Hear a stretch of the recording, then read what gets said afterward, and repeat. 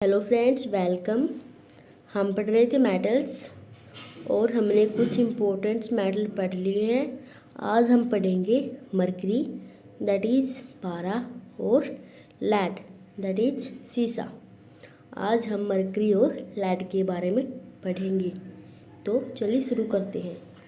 सबसे पहले आता है मरकरी। जो मरकरी होता है वो एक मेटल होती है। सभी धातुएं ठोस होती है, मीन्स कठोर अवस्था में होती हैं, लेकिन जो मरकरी होती है वो पारा होता है वो तरल धातु होती है, मीन्स वो द्रव अवस्था में पाई जाती है। तो दोस्तों, मरकरी का संकेत होता है Hg और उसका परमाणु संख्या मीन्स एटॉमिक नंबर क्या होता है 80 और परमाणु भार कितना होता है 200.61। तो आपको याद रखना है, एटॉमिक नंबर होता है 80, एटॉमिक वेट होता है 200.61। आगे है पारा चांदी जैसी सफ़ेद और चमकीली धातु है। जो पारा होता है वो चांदी जैसी होती है, सफ़ेद कलर की, और एक चमकने वाली धातु भी है, इसलिए इसे क्विक सिल्वर के नाम से भी जानते हैं। जो पारा होता है इसे क्विक सिल्वर मीन्स तरल चांदी के नाम से भी जाना जाता है, क्योंकि वो चांदी की तरह सफ़ेद होती है। अब बात आती है, क्या पारा ठोस अवस्था में हो सकता है? हाँ, अगर पारा ओजोन गैस के संपर्क में आए तो वह ठोस अवस्था में बदलने लगेगा। ओजोन गैस होती है, अगर इसके संपर्क में पारे को लाया जाए तो वह पारा ठोस अवस्था में आने लगता है। आगे है, क्या पारा नष्ट हो सकता है? हाँ, पारा नष्ट हो सकता है, क्योंकि अगर उसमें चीनी मिला दी जाए। अगर पारे में चीनी मिला दी जाए तो वह नष्ट हो सकता है और एक भूरे रंग का पाउडर बन सकता है। हवाई जहाज में पारा ले जाना सख्त मना है, क्योंकि जहाज एल्युमिनियम का बना होता है और पारा इसे नष्ट कर देता है। जो हवाई जहाज होते हैं उनमें पारा ले जाना मना होता है, क्योंकि जो जहाज होते हैं वो एल्युमिनियम से बने होते हैं और जो पारा होता है वो एल्युमिनियम को नष्ट कर देता है, इसलिए हवाई जहाज में पारा ले जाना मना होता है। पारा बिजली का सुचालक है। जो पारा होता है वो बिजली का सुचालक होता है। अब तक हमने जो धातु पढ़ी है वो सभी बिजली की सुचालक होती हैं। और इसका घनत्व कितना होता है? इसका घनत्व होता है 13.6। तो ये था मरकरी, जिसके बारे में हमने मेन सी बात जान ली है। अब हम पढ़ेंगे कि जो मरकरी है उसका उपयोग कहाँ पर होता है। तो चलिए पढ़ते हैं। मरकरी के उपयोग। मरकरी का उपयोग थर्मामीटर, बैरोमीटर आदि यंत्रों में होता है। जो थर्मामीटर होता है उसमें पारा होता है, और जो थर्मामीटर होता है वो प्रेग्नेंट लेडी के लिए बिल्कुल भी अच्छा नहीं होता, क्योंकि जिसमें पारा होता है और पारा प्रेग्नेंट लेडी के लिए हानिकारक होता है। आपने देखा भी होगा, अगर किसी प्रेग्नेंट लेडी को फीवर हो जाए तो उसका फीवर थर्मामीटर से नहीं मापते,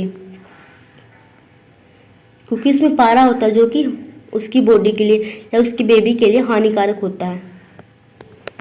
उसके बाद है चांदी और सोने के निष्कर्षण में। जो चांदी है या सोना है उनको निकालने के लिए भी पारे का प्रयोग होता है। उसके बाद है सिंदूर के निर्माण में। ये वो वाला सिंदूर है जो लेडीज यूज करती हैं, और इसके निर्माण में भी पारे का प्रयोग किया जाता है। उसके बाद है मरकरी वास्प लैंप बनाने में। जो मरकरी ट्यूबलाइट होती हैं उनमें भी पारे का प्रयोग होता है। यह धातु के साथ संयोग कर अमलगम का निर्माण करती हैं। जो पारा होता है वो धातुओं के साथ मेटल के साथ संयोग करके मीन्स अभिक्रिया करके अमलगम का निर्माण करता है। उसके बाद है जो पारा होता है उसे लोहे पात्र में रखा जाता है। पारे को लोहे के पात्र में रखा जाता है, क्योंकि अगर इसे हम बाहर रख तो वह धातुओं के साथ अभिक्रिया करके अमलगम बना ही लेता है। इसलिए पारे को लोहे के पत्रे में रखा जाता है या फिर प्लेटिनम में रखा जाता है। तो आपको याद रखना है कि कौन सा धातुओं के साथ अभिक्रिया करके अमलगम बनाता है, वो होता है पारा। और इससे बचने के लिए इसे लोहे पात्र या प्लेटिनम में रखा जाता है, क्योंकि वो लोहे पात्र या प्लेटिनम में अभिक्रिया नहीं करेगा। उसके बाद ट्यूबलाइट में सामान्यतः मरकरी का वाष्प और आर्गन गैस भी भरी होती है। जो ट्यूबलाइट होती है उसमें मरकरी का वाष्प होता है और आर्गन गैस भी होती है। तो ये थे कुछ यूज मरकरी के की जो मरकरी होती है वो कहाँ कहाँ यूज होती है। आगे है अयस्क मीन्स और। पारे का मुख्यतः अयस्क है सिनेबार। जो पारा होता है उसका अयस्क होता है सिनेबार। इसका एकमात्र अयस्क सिनेबार ही होता है और जो कि भारत में नहीं पाया जाता नॉर्मली। वो संयुक्त राज्य अमेरिका या फिर मैक्सिको तथा इटली में पाया जाता है।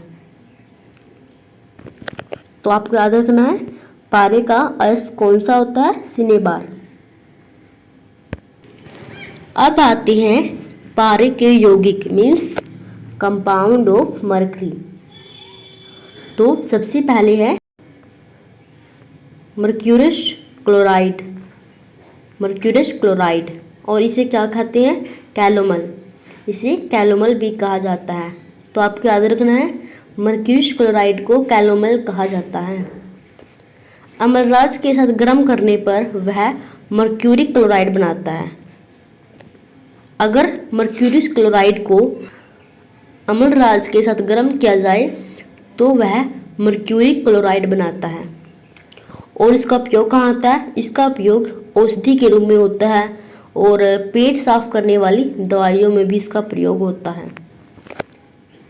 तो आपको याद रखना है मर्क्यूरस क्लोराइड और इसे क्या कहते हैं, कैलोमल। अब आता है मर्क्यूरिक क्लोराइड। देखिए यहाँ पर डिफरेंस है दोस्तों, वो था मर्क्यूरिस क्लोराइड और ये है मर्क्यूरिक क्लोराइड। और इसका फॉर्मूला क्या है, HgCl2 और उसका Hg2Cl। आगे है और इस मर्क्यूरिक क्लोराइड को क्या कहते हैं, कोरोसिव सब्लिमेट। मर्क्यूरिक क्लोराइड को कोरोसिव सब्लिमेट कहते हैं और मर्क्यूरिस क्लोराइड को क्या कहते थे, कैलोमल। कोरोसिव सब्लिमेट कीटाणुनाशक के रूप में सर्जिकल उपकरणों को साफ करने में काम आता है। जो कोरोसिव सब्लिमेट है उसका यूज सर्जिकल उपकरणों में होता है और साथ ही में लकड़ी को सुरक्षित रखने में भी इसका प्रयोग किया जाता है। आगे है मर्क्यूरिक सल्फाइड। इसे क्या कहते हैं, इसे कहते हैं वर्मिलियन। इसे वर्मिलियन के नाम से भी जानते हैं। और इसका उपयोग कहाँ होता है, सिंदूर के रूप में होता है क्योंकि जो ये मर्क्यूरिक सल्फाइड होता है ये थोड़ा थोड़ा रेड कलर का होता है, लाल रंग का होता है, इसलिए इससे सिंदूर के रूप में प्रयोग किया जाता है। और जल रंग मीन्स वाटर कलर बनाने में भी इसका प्रयोग होता है। तो ये थे कुछ यौगिक। सबसे पहले क्या था, मर्क्यूरिस क्लोराइड, फिर मर्क्यूरिक क्लोराइड और उसके बाद मर्क्यूरिक सल्फाइड। मर्क्यूरिस क्लोराइड को क्या कहते थे, कैलोमल, और मर्क्यूरिक क्लोराइड को कोरोसिव सब्लिमेट और मर्क्यूरिक सल्फाइड को वर्मिलियन। तो ये था मरकरी, जिसके बारे में मैंने पढ़ लिया। जिसमें सबसे पहले हमने उसके बारे में जाना, उसका एटॉमिक नंबर, उसका एटॉमिक वेट और फिर इसके यूजेज, अयस्क और कंपाउंड के बारे में हमने जाना। अब हम पढ़ेंगे लेड मीन्स सीसा। जो सीसा होता है वो हमारी बॉडी के लिए हानिकारक होता है। आपने सुना भी होगा पीछे कि जो मैगी होती है खाने वाली, उसमें लेड पाया गया था, इसलिए उसे कुछ टाइम के लिए बैन भी कर दिया गया था। तो जो लेड होती है वो हमारी बॉडी के लिए हानिकारक होती है, बहुत ही हार्मफुल होती है। लेड एक धातु होती है। तो चलिए इसके बारे में जानते हैं। सबसे पहले आता है संकेत, जो कि हम हर मेटल्स के बारे में बता ही रहे हैं। उसका संकेत, परमाणु संख्या, परमाणु भार, इसका संकेत होता है पीबी। लेड का संकेत होता है पीबी और उसका परमाणु संख्या मीन्स एटॉमिक नंबर क्या होता है 82, और उसका परमाणु भार मीन्स एटॉमिक वेट कितना होता है 207.2। ये तो बेसिक सी चीज़ें हैं जो हम हर मेटल्स के बारे में अब तक बता ही रहे हैं। अब आते हैं लेड के भौतिक गुण means physical properties of lead. जो लेड होता है एक मुलायम नीलापन लिए भूरा धातु होता है। तो जो लेड होता है वो मुलायम होता है और थोड़ा थोड़ा उसमें नीलापन होता है। सीसा सर्वाधिक स्थायी तत्व है। यह एक ऐसा तत्व है जिससे कागज पर लिखने का काम किया जाता है। जो सीसा होता है वो सबसे अधिक स्थायी होता है, सबसे अधिक टिकने वाला तत्व होता है और उसका प्रयोग कहाँ होता है? कागज पर लिखने में। आपने सुना होगा जो लेड की पेंसिल होती है तो लिखने में भी लेड का प्रयोग होता है। अगर क्वेश्चन आए कि कौन सी धातु का प्रयोग लिखने में होता है तो वो होती है लेड। यह ताप और विद्युत का कुचालक होता है। अब तक हम क्या पढ़ रहे थे? जो धातु होती हैं वो ताप और विद्युत की सुचालक होती थी, लेकिन जो लेड होता है वो कुचालक होता है। यह उभयधर्मी धातु है। उभयधर्मी का मतलब होता है जो अम्लीय और क्षारीय दोनों गुण पाए जाते हैं जिसमें। तो जो लेड होती है वो उभयधर्मी होती है, इसमें अम्लीय और क्षारीय दोनों धातुओं के गुण पाए जाते हैं। कुछ धातु होती हैं जो उभयधर्मी होती हैं, जैसे लेड है, एल्युमिनियम है, ये सब धातुएं हमारी उभयधर्मी होती हैं। इसमें अम्ल और क्षार दोनों के गुण पाए जाते हैं। उसके बाद है शीशे का निष्कर्षण मुख्यतः उसके अयस्क गैलना से किया जाता है। तो ये इम्पोर्टेंट है। जो शीशा होता है उसे कहाँ से निकाला जाता है? उसके अयस्क गैलना से, पीबीएस गैलना से उसका निष्कर्षण किया जाता है। इसमें धातुई चमक पाई जाती है। यह कागज पर निशान छोड़ता है। ये तो वही बात है जो अब हम ऊपर पढ़ चुके थे कि जो पारा होता है उसका प्रयोग लिखने में किया जाता है, कागज पर लिखने में। तो ये वही बात है जो पारा के प्रयोग कागज पर लिखने में होता है। और आपको याद रखना है जो शीशे का मुख्य अयस्क होता है वो होता है गैलना। अब आता है शीशे के उपयोग कि जो शीशा होता है उसका उपयोग कहाँ कहाँ होता है? मिश्र धातुओं के निर्माण में। तो शीशे का प्रयोग मिश्र धातुओं के निर्माण में होता है। और दूसरा है लेड चैम्बर बनाने में। लेड चैम्बर बनाने में भी शीशे का प्रयोग होता है।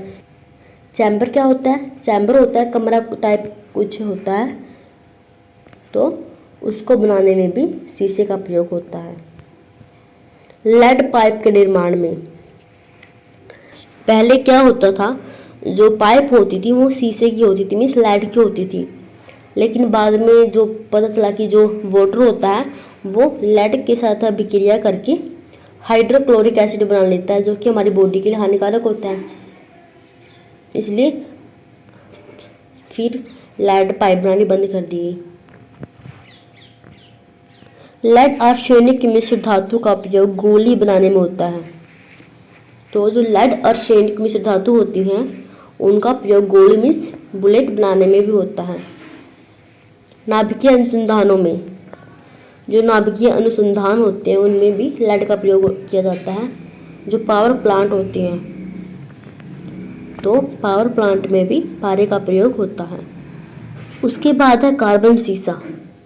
कार्बन शीशे का उपयोग कृत्रिम अंगों के निर्माण में होता है। तो जो कार्बन शीशा होता है उसका प्रयोग आर्टिफिशियल स्ट्रक्चर ऑर्गन उनके बनाने में होता है। एक्सरे और रेडियो एक्टिव किरणों से बचाव के लिए इसकी चादरें काम आती हैं। तो ये पॉइंट इम्पोर्टेंट है। जो एक्सरे होती हैं और या फिर रेडियो एक्टिव किरणें होती हैं उनसे बचाव के लिए किसकी चादरें काम आती हैं? शीशे की। तो आपको याद रखना है इसे कि जो एक्सरे होती हैं, रेडियो एक्टिव किरणें होती हैं, ये बहुत ही हार्मफुल होती है हमारे लिए और इनसे बचाने के लिए किसकी चादरें काम आती हैं? लेड की। अब आता है लेड के मिश्र धातु। हमने शीशे के उपयोग में सबसे पहले पढ़ा था मिश्र धातुओं के निर्माण में। तो अब ये मिश्र धातु है कि जो लेड होता है उससे कौन कौन सी मिश्र धातु बनती है। तो सबसे पहले है टाइप मेटल, जिसमें Pb मीन्स लेड होता है 75% और Sb मीन्स एंटीमनी होता है 20% और टिन होता है 6%। उसके बाद है प्यूटर। प्यूटर में Sn होता है टिन होता है 75% और लेड होता है 25%। फिर टाका, जी सोल्डर भी कहते हैं, उसमें टिन होता है 50 to 70% और लेड होता है 50 to 30%। तो ये 3 मिश्र धातुएं हैं लेड से बनी हुई, टाइप मेटल, प्यूटर और टाका। अब आते हैं शीशे के यौगिक। सबसे पहले है लेड ऑक्साइड, इसे लिथार्ज कहा जाता है। तो आपको याद रखना है जो लेड ऑक्साइड होता है उसे लिथार्ज के नाम से भी जानते हैं। यह एक उभयधर्मी ऑक्साइड है और यह उभयधर्मी होता है। इसमें अम्ल और क्षार दोनों के गुण होते हैं। इसका उपयोग रबड़ उद्योग में, स्टोरेज बैटरी के निर्माण में, फिनल्ट कांच में किया जाता है। तो आपको याद रखना है जो लेड ऑक्साइड होता है उसका उपयोग रबड़ उद्योग में, स्टोरेज बैटरी के निर्माण में और फिनल्ट कांच मीन्स कैमरा, दूरबीन तथा लेंस बनाने में किया जाता है। उसके बाद है लेड डाइऑक्साइड। लेड डाइऑक्साइड, इसका उपयोग दिया सलाई बनने के निर्माण में होता है। तो जो लेड डाइऑक्साइड होता है इसका प्रयोग दिया सलाई के निर्माण में होता है। उसके बाद है लाल lead. Red lead means red lead, लाल लेड, लाल lead. Triplumbic tetroxide. Triplumbic tetroxide, जिसका फॉर्मूला होता है Pb3O3। ट्राइप्लम्बिक टेट्राऑक्साइड को लाल लेड कहा जाता है।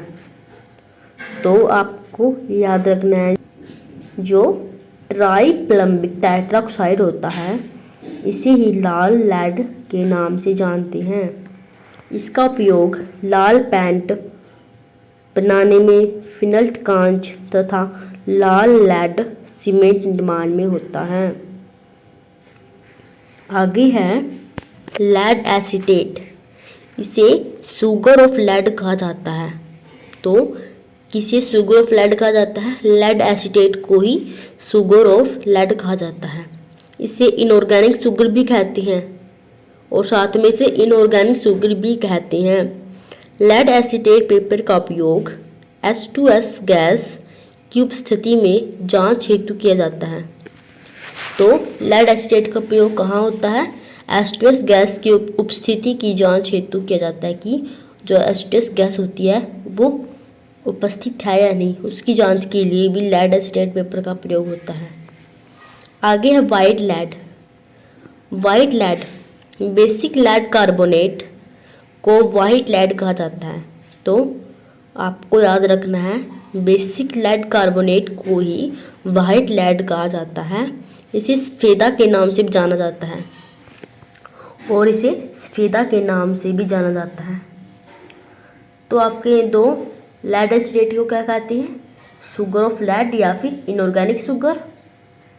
और वाइट लेड को क्या कहते हैं? बेसिक लेड कार्बोनेट या सफ़ेदा। उसके बाद है lead tetraethyl, TEL means lead tetraethyl. Petrol engine में अपस्फोटन या नोदन को कम करने के लिए पेट्रोल में टेट्राथील लेड को मिलाया जाता है। तो पेट्रोल इंजन में किसको कम करने के लिए पेट्रोल में टेट्राथील लेड मिलाया जाता है? नोदन या फिर अपस्फोटन को कम करने के लिए। तो ये था आज का हमारा लेक्चर, जिसमें हमने पारा और शीशे के बारे में जाना। अगर आपको वीडियो पसंद आया तो प्लीज़ वीडियो को लाइक करो, चैनल को सब्सक्राइब करिए। अगर आपको किसी चीज़ में डाउट है तो आप कमेंट सेक्शन में पूछ सकते हैं। Thanks for watching.